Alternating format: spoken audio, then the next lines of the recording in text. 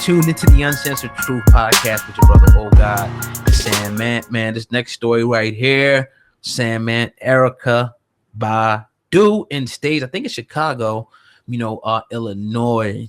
Speaking on R.Kelly, and then what happens next is pretty crazy. I'm gonna play this video, and then we're gonna talk about this right here. I'm putting up a prayer right now for R. I hope he sees the light of day. If he's done all those things that we've seen on TV and heard those ladies talk about, I hope he sees the light of day and comes forward.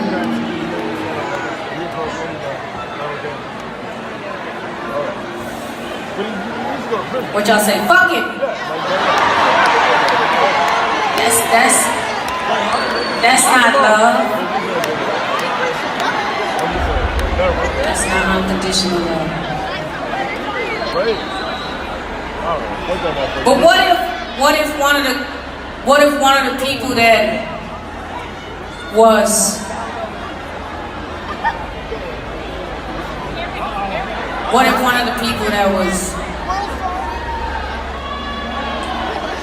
assaulted by R.Kelly grows up to be But she started going in more. What if those victims were in R.Kelly's situation and they became the predator, and that received a lot of backlash. They started booing, they started screaming F R.Kelly in situations like that. I reported that on Viral Hip Hop News yesterday as well.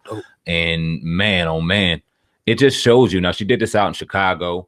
You've seen the backlash she did and dropped a tweet on the whole thing. I got that tweet up. I'll grab that up as I'm speaking. But it just goes to show you, man, just the whole how this whole situation, how we're demonizing R. Kelly, and a lot of people say deservingly so. And if you feel as though he's a pedophile, 100%, 1,000% agree with you.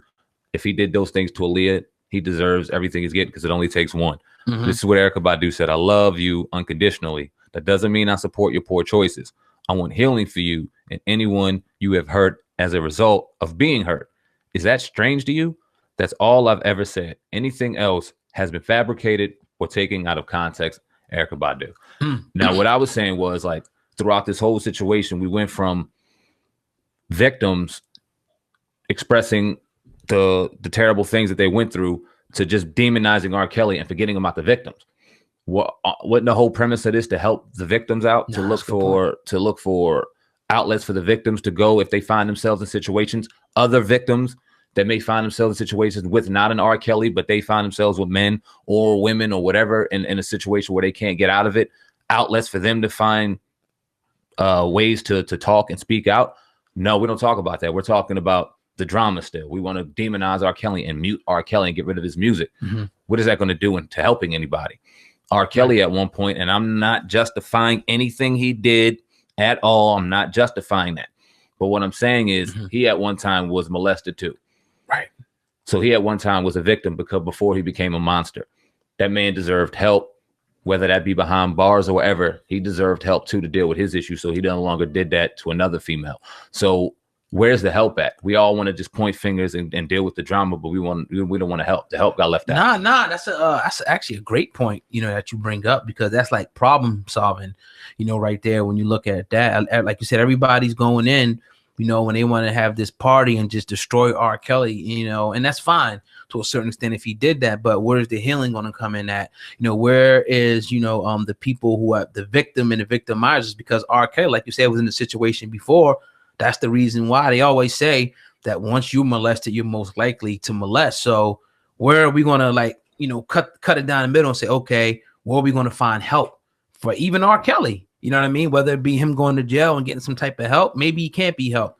But there are victims out there, if you're willing and able, some people can be helped if we're ever going to get to the bottom, and solve this whole, child molestation thing. Not solve it, but at least, help people at least come out and confront that, because we know that it's continuing to happen, everywhere you go. But yeah, that's a great point, man. Actually, I definitely, I see what she meant by that, though. Erykah Badu. I 100% agree too. A lot of people saying it was poor timing and things like that. But what's poor timing? It's at her concert. She could say what she wants. She don't think like these people think. So I 100% agree with it, man. And I understand her sentiments.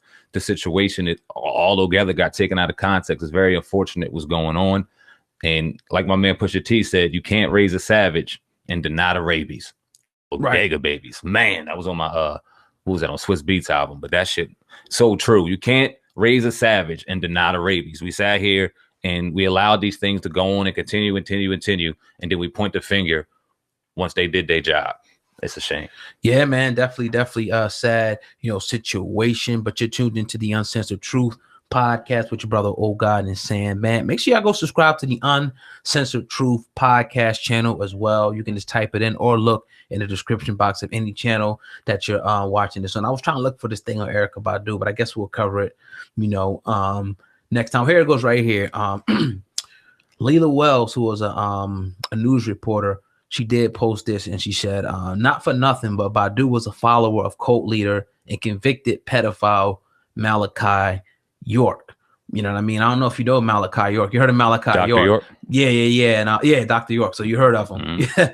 And she posted a blog here today, that I'm gonna check out though, but I wanted to throw that in there.